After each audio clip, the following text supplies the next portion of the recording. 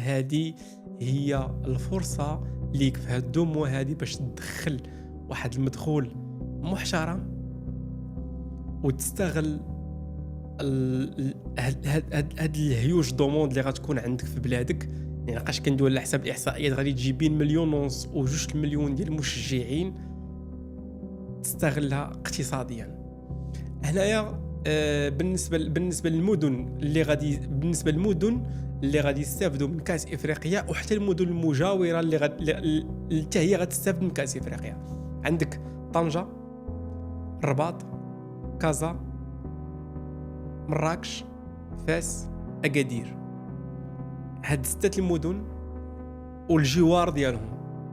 الا كندوي على الرباط كندوي على تماره حتى هي غادي تستافد.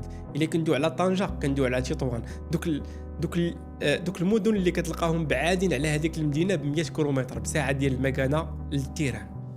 دونك غادي في هذا الفيديو غادي ندوي على 3 ديال الاخطاء اللي ما كيخصكش دير اوطون كهوست قبل كاس افريقيا وتستافد من هذا الحدث. لقاش هذا الحدث بالنسبه ليك حدث اقتصادي ماشي حدث كروي.